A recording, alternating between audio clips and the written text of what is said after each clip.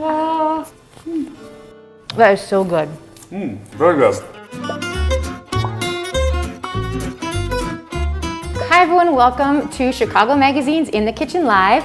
My name is Emily Johnson. I'm the Deputy Design Director, and tonight I am joined by our chef and partner, CJ Jacobson. Hey! I think we should do the beets first. Okay, good. So here we go. Get your little package of beets somewhere, right? This dish is a little bit different than like most sort of salad because it's mostly beets.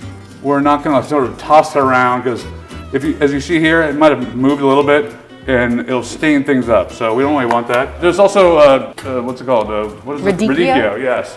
Radicchio looks beautiful like this. I took off its kind of like scroungy outer layers to produce this beautiful radicchio. I'll put 2 down and then I'll plate this up. Do you have more than one type of beet in the salad?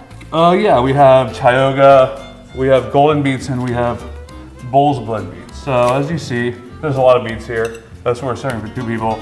And then once you kind of have some sort of foundation, you can add a little bit of height. Oh. See, use what you got. So put these on here, and then folding things up, you get some more height. We'll put a little bit of olive over the top. So a little salt, and then we'll add some acid, and then just a little bit over the top. Pomegranate molasses, crunch factor on top, and there it is. Great. I'm dying to try the beet salad. Oh yeah, this is delicious. It's yum, right? It's super refreshing.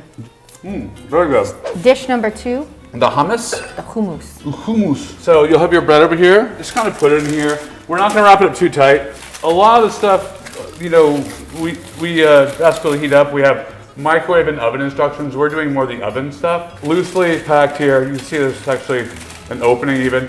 In my oven, we're going to put it in there and cook it till it's hot. We're saying like 8 minutes, I think. Let's make some pumpkin hummus. Why don't you dump both these into here? Oh God. I'm gonna instruct you on this. Oh boy. No chef has ever actually had me do anything. I'm a little nervous. All of this? Nope. Yeah, all of that. All right. So it's basically a 2-to-1 ratio of roasted squash to our hummus. We have cinnamon and ginger in here. Brown sugar. I like sweet stuff, so okay, I'm gonna add a little bit of olive oil, probably like a teaspoon. That'll add the richness. And there's no salt in this. That's why I gave you this.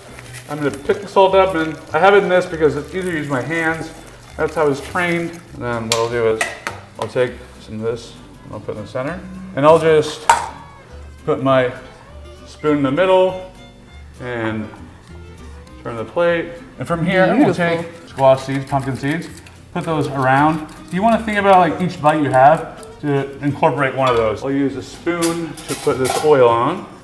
You see I'm not putting a lot, but a little bit here and there. I'll also use a little bit of this olive oil. And then there's one final thing, and that's freshly ground nutmeg that you're excited about.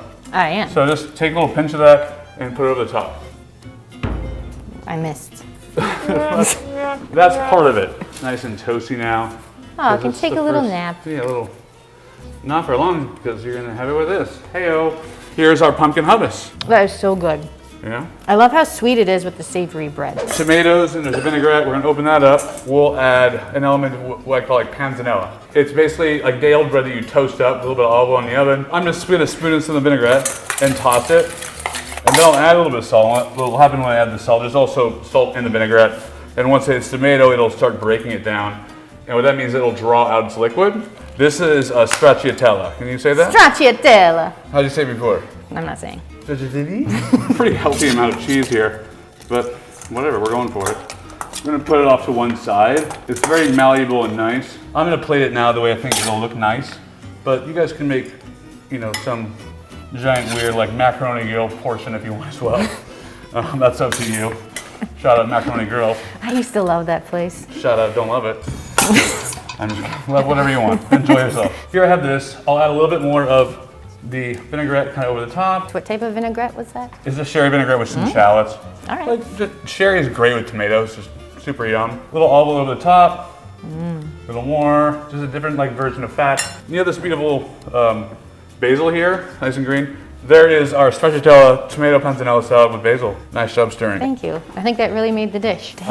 Every day, like right now even. So rad, right? Good. Now we want to get ready for our main course. So what we want to do here is, it's going to heat up. It's only 350, so it's not that aggressive. After 10 minutes, we'll take it out, put cheese on top, add the dates, and we'll go from there. All right? Awesome. We took the lamb out of the oven, and it's reduced a little bit. You can see on the top, I can just go ahead and take a spoon in here, move it around. It still looks a little too thick for me, especially knowing that I'm gonna put it back in. So I have this glass of water. I'm gonna pour a little bit more water in, or if you have stock of any kind, that's good too. These dates, we have a lot.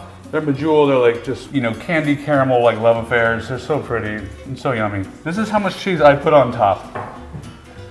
It's really hard to teach my cooks to put this amount. This is not an enchilada dish or like a dish where everything's covered in cheese thing. It's not that, because that's perfectly melted to me. So I'm chunky here. I've still got some flow, which I like a lot.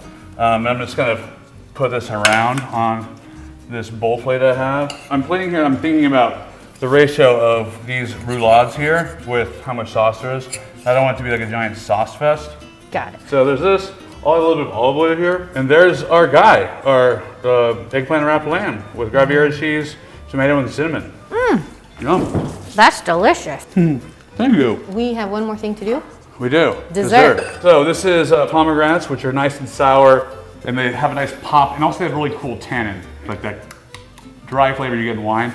And I'll put it right here. Ooh, that looks so good. And then the sugar and the honey has affected the pomegranates a little bit.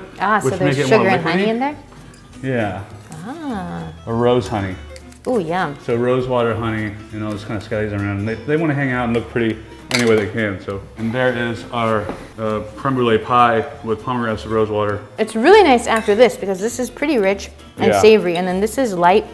And that concludes my presentation of plating up these dishes. My name's CJ, this is our lovely host, Emily. I just want to thank our sponsors one more time. We have Stella Artois, 210 Design House, and 90 Plus Cellars. Thank you so much, everybody. Good night. America.